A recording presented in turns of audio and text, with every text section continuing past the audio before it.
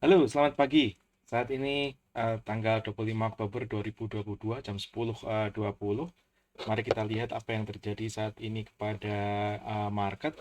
Ya, saat ini IHSG kita lihat berada pada minus 0,1%, jadi bergerak turun. Candle saat ini juga merah. Kalau kita melihat ke chart 5 menit, kita perhatikan saat ini juga sedang bergerak pada leg turun dan nampaknya sudah hendak menerobos kepada batas dari 7.042. Jadi kalau ini semakin ditembus ke bawah, maka kita berada memulai pada sebuah tren turun di chart 5 menit. Oke, apa yang terjadi pada Dow Jones semalam? Dow Jones kita lihat candlenya hijau dan tutup mendekati di high-nya. Jadi kita masih melihat pada pergerakan Dow Jones itu masih sangat bagus. Bagaimana dengan AIDO yang merupakan ETF kita di market US juga masih tutup pada candle naik. Walaupun kenaikan tadi malam itu tidak begitu tinggi, hanya 0,25%, tapi setidaknya masih bergerak naik.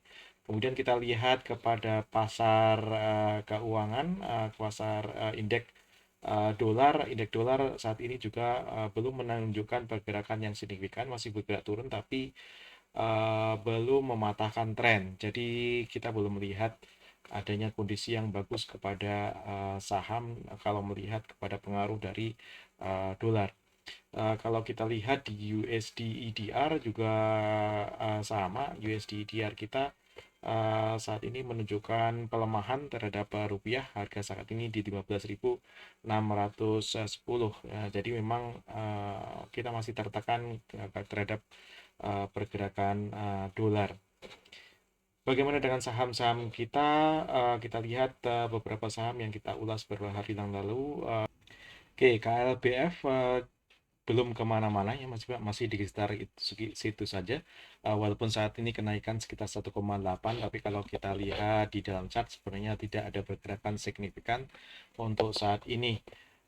Kemarin itu ada sinyal masuk dari Medco, ya, dia break pivot puncaknya di sini, kemudian dia break dan sekarang memang dia juga pause karena kondisi market ya saat ini sedang pause, maka dia ikutan berhenti pada saat ini. Dan kemarin itu saya sempat tampilkan tentang Medco ini di bagian community. Jadi kalau teman-teman pergi ke YouTube saya, kemudian di channel saya, kemudian lihat di community, itu nanti saya akan taruh beberapa sinyal yang bagus.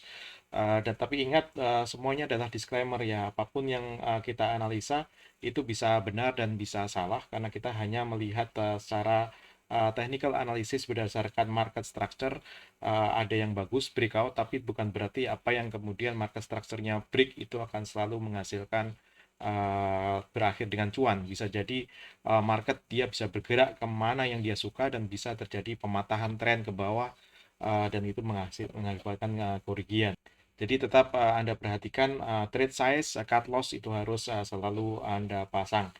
Oke, kemudian kemarin juga ada sinyal di BBNI, dia bergerak cukup bagus dan hari ini nampak dia juga terjadi gap ya. Ini termasuk gap yang bagus, dia melompat. Tapi memang saat ini kemudian terjadi sungut ya di atas sana.